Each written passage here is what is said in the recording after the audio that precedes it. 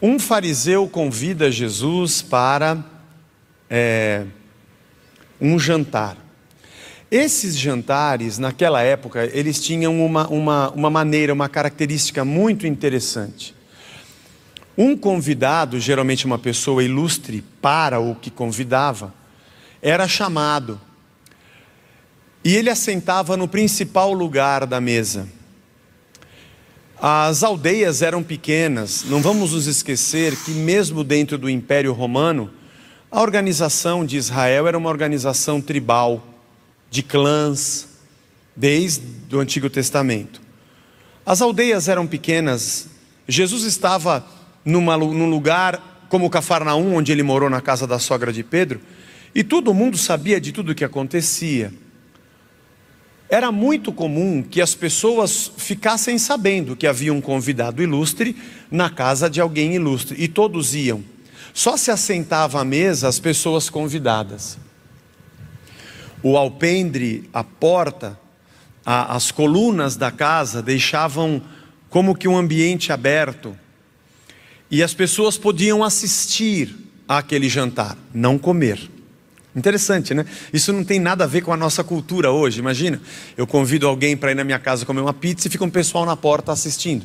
Porque geralmente esses convites era para que esse ilustre convidado fosse ouvido na sua sabedoria, na sua prédica, na sua exposição da lei, dos profetas. Um fariseu convidou Jesus. E todos, apesar de não serem convidados para o jantar, assistiam e queriam ouvir o que o convidado tinha a dizer.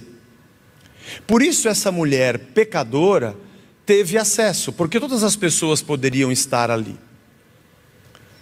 Era também hábito das pessoas que convidavam alguém, e no caso Jesus, que era um convidado ilustre, de receber essa pessoa na porta com uma bacia d'água. Eles se banhavam, mas andavam de sandália pela terra.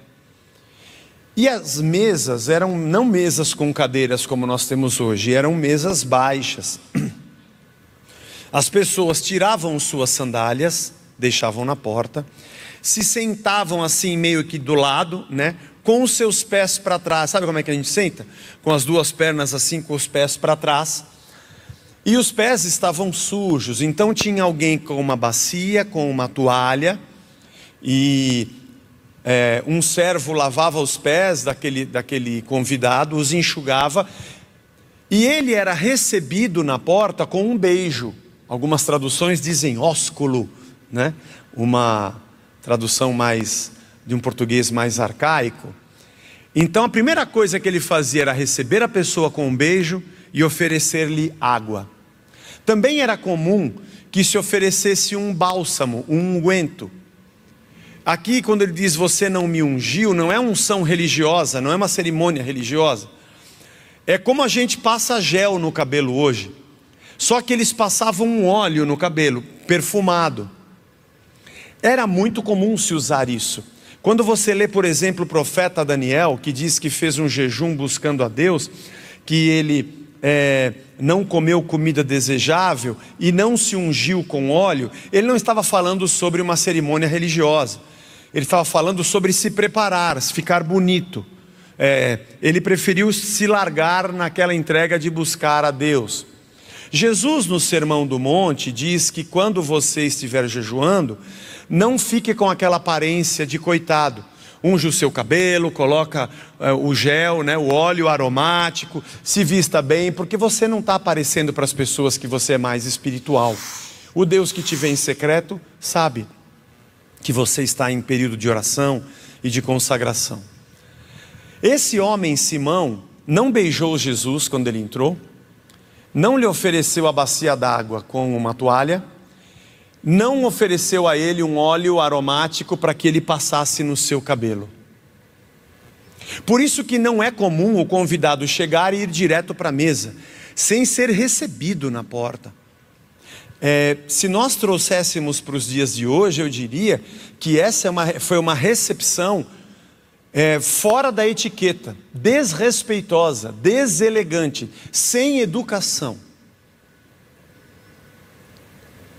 A minha esposa cozinha muito bem, e às vezes a gente faz um macarrão em casa, E vem alguém jantar em casa. Minha família fazia macarrão em casa, minha avó fazia massa. Eu gosto de usar a maquininha, fazer a massa, mas ela faz um molho, uma carne sensacional. E quando a gente convida alguém, né, dá aquela limpada na casa, vem visita, põe a mesa bem bonita, não é assim que a gente faz? E a pessoa já manda a localização dela no WhatsApp, a gente estão chegando, a gente se arruma e quando essa pessoa chega, a gente vai à porta para recebê-los. E aí, tudo bem? Abraça essas pessoas, como é que vocês estão? Dá aqui o casaco que a gente pendura. Tem um guarda-chuva? Coloca aqui na porta. Me dá aqui sua bolsa, eu vou guardar para você. Senta aqui. Você quer beber alguma coisa? Uma água, um refrigerante? Eu tenho aqui uns petiscos antes do jantar. Como é que vocês estão? Como é que estão as coisas? Quanto tempo? Essa é a nossa etiqueta dos dias de hoje. Na época era essa. Agora você imagina se eu não preparo nada, a mesa está ali posta e quando alguém toca a campainha eu falo, entra aí, vai entrando, daqui a pouco eu desço. Esse Simão desrespeitou Jesus por aquela cultura. O texto diz que esta mulher era uma pecadora. Ela devia ser conhecida na cidade, na aldeia, por ser uma prostituta, por ser uma mulher de muitos homens. E é bem provável que essa mulher, pela maneira como o texto é escrito, que ela conhecesse Jesus, nunca tenha estado junto com ele, mas conhecia Jesus.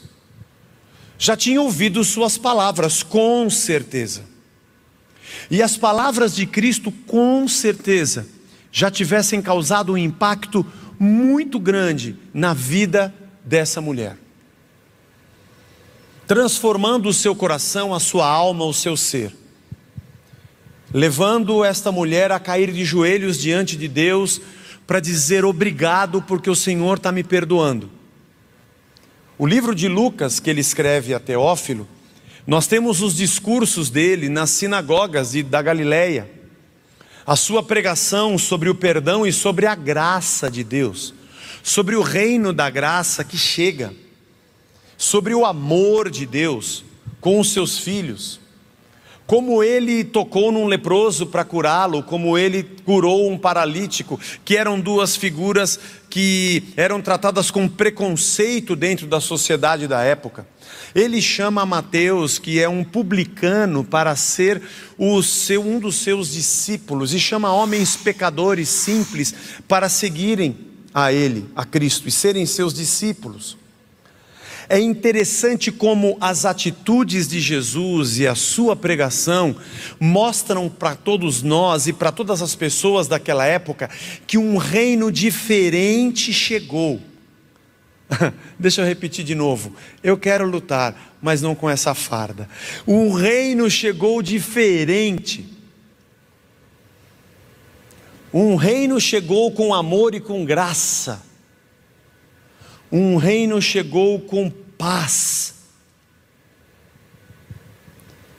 E essa mulher, que era uma pecadora, chutada por aquela sociedade, com todo o preconceito, sem espaço, se sentiu amada e acolhida. É a única interpretação que temos para que ela entre naquele recinto. Primeiro, se ajoelhe aos pés de Jesus, que devia estar sentado aqui, com sua perna dobrada para trás, por isso ela vem por trás dele. Ele não estava numa cadeira para que ela beijasse os seus pés pela frente, não era o hábito. Eles sentavam no chão, e ela vem e começa a chorar aos seus pés. Coisa que hoje nós temos tão pouco. Pessoas que reconhecem que são pecadores, choram e se derramam diante de Jesus Cristo. Pessoas que dizem obrigado, Senhor, eu te adoro, porque o teu amor me alcançou, a tua graça me perdoou, e o que me resta é me prostrar diante de ti.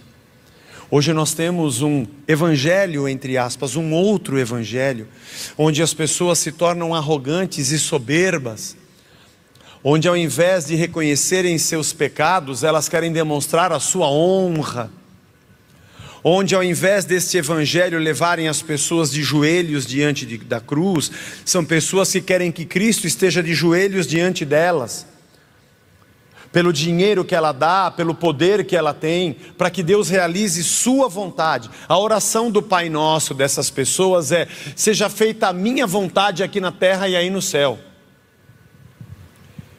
Eu recebo pessoas que perguntam para mim: mas eu estou servindo a Deus e as coisas não estão dando certo, como se servir a Deus fosse apenas um caminho para que eu resolvesse as coisas dessa minha vida, e Deus fosse um serviçal aos meus comandos. Esta mulher devia ter muita tristeza dentro de si e muita gratidão. Eu não sei porque ela virou uma prostituta, mas eu sei que ser uma prostituta naquela época era a pior coisa que poderia existir para uma mulher. A mulher já era tida como um objeto. O único valor eram os filhos que ela gerava, e se fossem homens, por conta da organização tribal das nações. Quem gera mais filhos homens tem mais soldados, mais gente que trabalha dentro daquele clã familiar, mais homens que têm força para lutar e serem um exército contra outras nações. Então o valor da mulher era ter filhos homens, porque eles eram as flechas agudas nas mãos do valente. Bem-aventurado é o homem que enche deles a sua aljava, diz o salmista. Ter bastante ou muitos filhos homens significava ter um clã forte. É como se os filhos homens fossem o seguro de vida daquele pai, fosse o seu, a sua garantia de futuro, o seu INSS, o seu... E se ela não tivesse filhos e não tivesse marido, pior ainda, porque se ela não tem marido, ela não tem quem a defenda. E muitas se entregavam à prostituição porque era a única maneira de terem dinheiro para sobreviver. Não é muito diferente do que acontece nos dias de hoje. E elas então aceitavam o fato de que seriam odiadas pelos homens, seriam odiadas pela sociedade, mas pelo menos não morreriam de fome. Mas ao encontrar Jesus, ela diz: eu encontrei a vida. O que aconteceria na nossa nação se todo mundo olhasse para dentro de si e dissesse: eu sou um pecador? Que ao invés de pessoas de fora para dentro apontar o dedo no nariz e dizer você não presta, todos dissessem: nenhum de nós prestamos. Nossa ética, nossos desejos escusos precisam sair da nossa vida, e caíssem de joelhos aos pés de Cristo, beijando os seus pés, dizendo: obrigado, obrigado, obrigado. Jesus ainda não havia dito: perdoados são os teus pecados.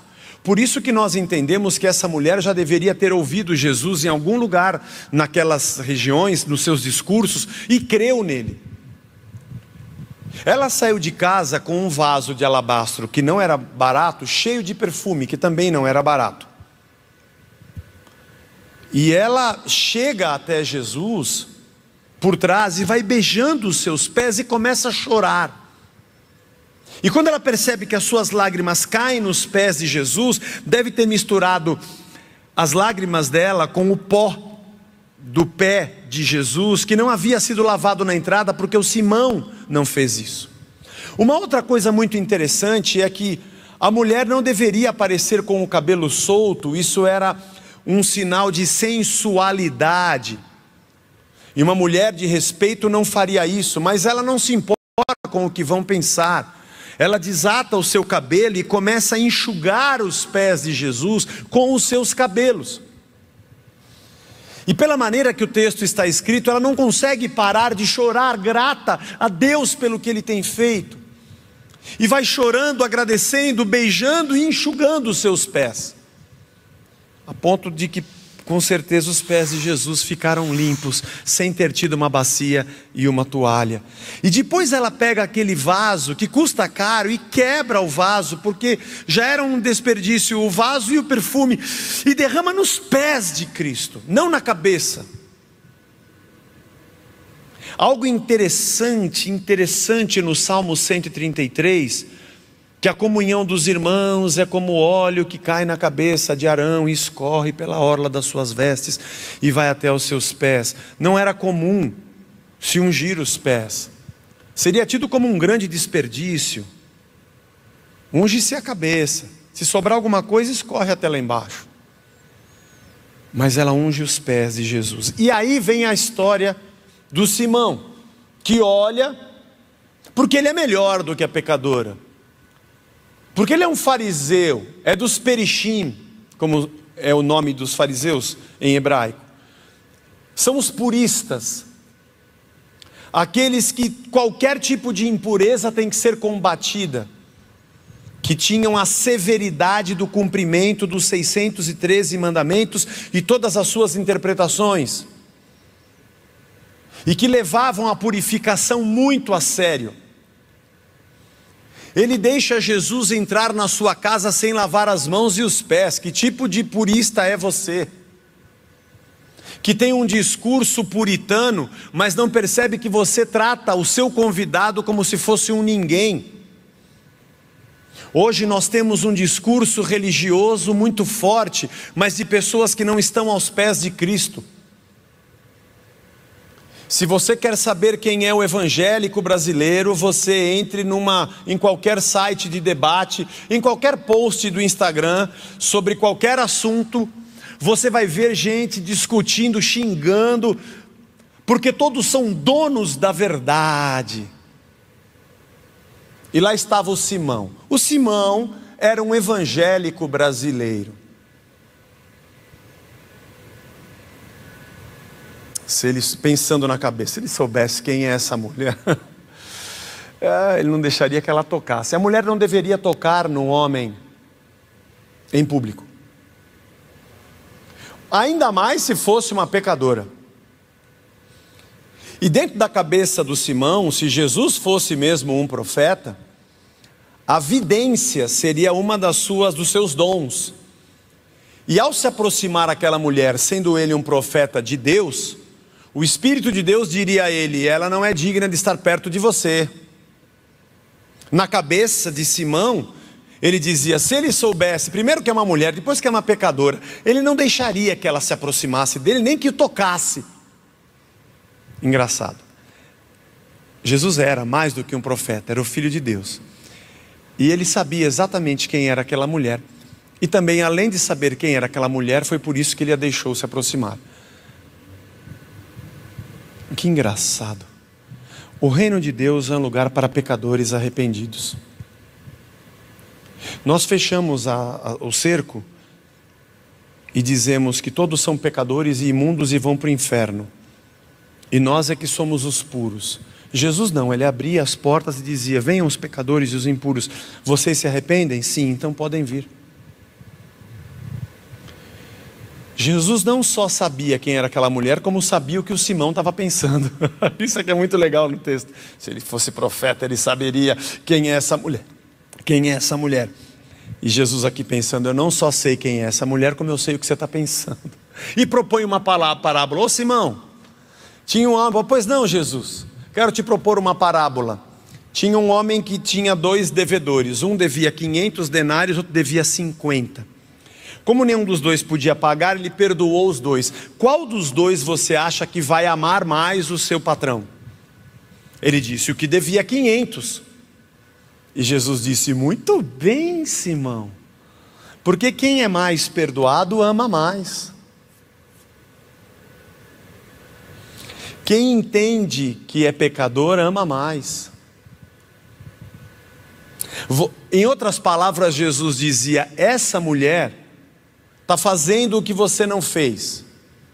Eu entrei por aquela porta e você não me beijou, mas desde que eu cheguei aqui ela não para de beijar os meus pés.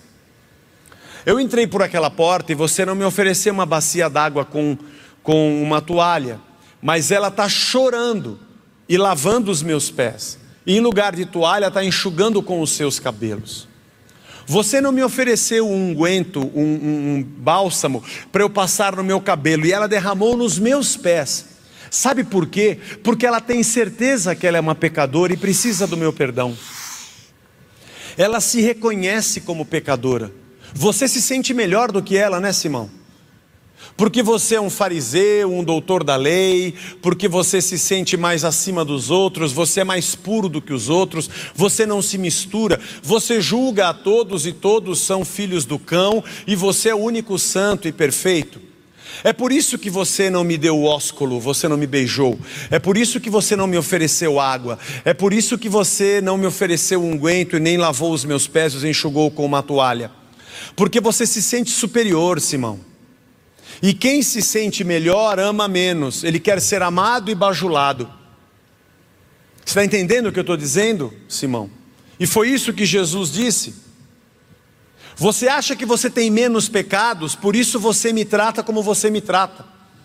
Porque ela tem consciência que é uma pecadora, ela oferece a mim toda a sua vida.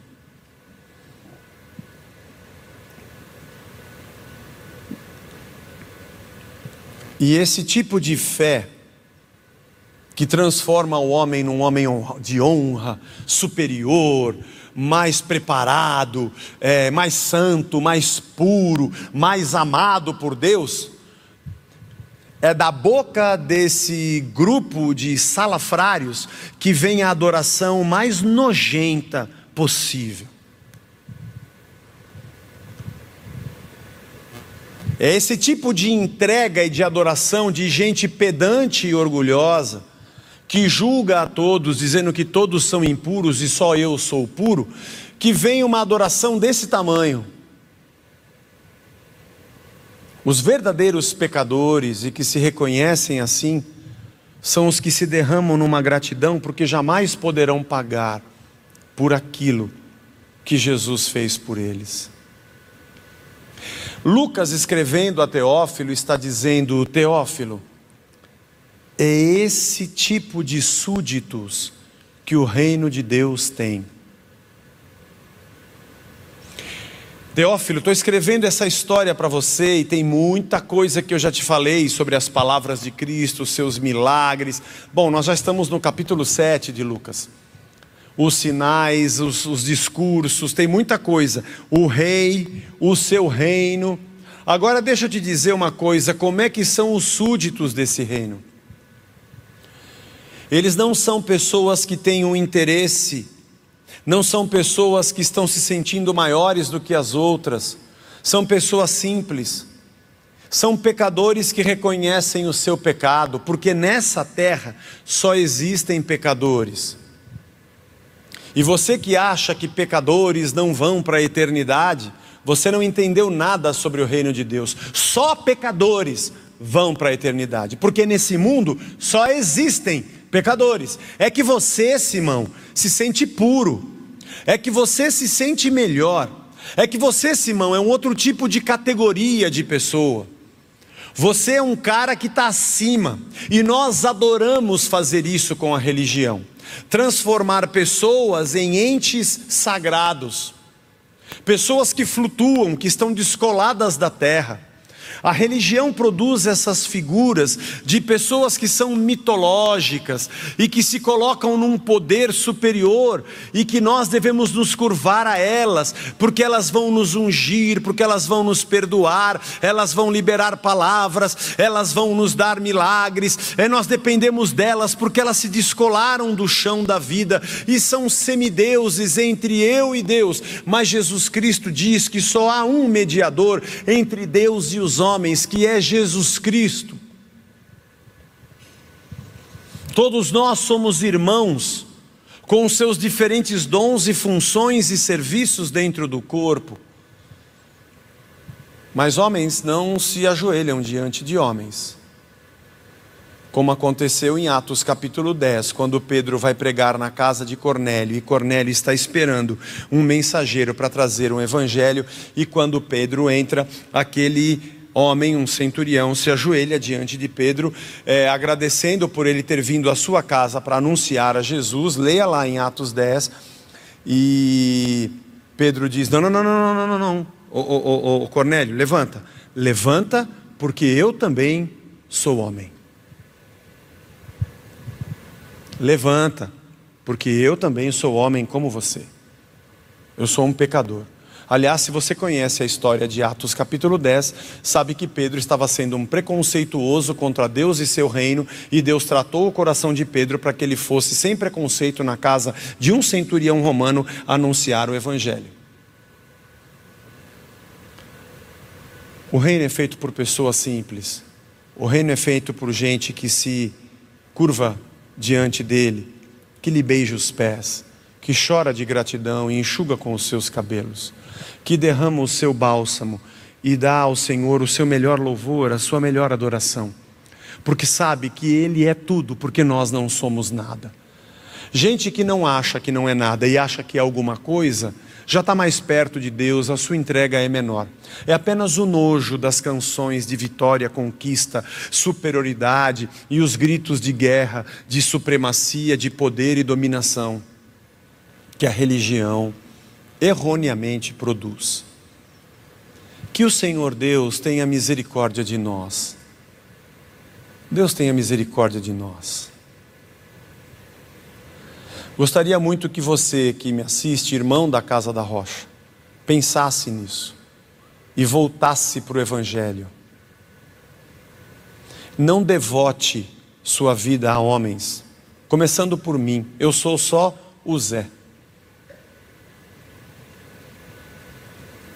Eu brinco quando as pessoas falam, te chamo como de pastor, de Zé Bruno, eu falo, pode chamar de Zé, e se chamar de Zé Mané, acerta na mosca. Porque todos nós somos servos uns dos outros. Não há nenhuma profecia na palavra de Deus, não há nenhuma palavra de Cristo, não há nenhuma palavra no Apocalipse, não há nenhuma profecia bíblica que diz que um dia a igreja se uniria aos poderosos da terra para dominar um país. Então o que está acontecendo no Brasil hoje não está na palavra. Não há nenhuma profecia dizendo que isso aconteceria nas nações. Portanto, o reino é o reino do simples. Volte à simplicidade. Acredite no Evangelho e não se devote a esse tipo de coisa. Como eu disse no meu texto, se você não compreender o reino, os homens e a religião vão te engolir. E eles vão caminhar para o fim e vão te levar junto com eles. Não seja um Simão. Entre o Simão, Jesus e a prostituta, Jesus eu não posso ser, Ele é o Filho de Deus. Se nessa cena eu tivesse que escolher um personagem, o Simão eu não quero ser. Se bem que o Simão acha que é melhor do que Jesus, e muitos religiosos diriam, eu queria estar no lugar de Jesus, porque obviamente eles gostariam de ser Deus. Eu me enxergo como essa prostituta, um pecador que depende da graça, e cada dia quando olho para a grandeza de Deus, eu preciso chorar aos seus pés e agradecê-lo, porque Ele é Senhor maravilhoso.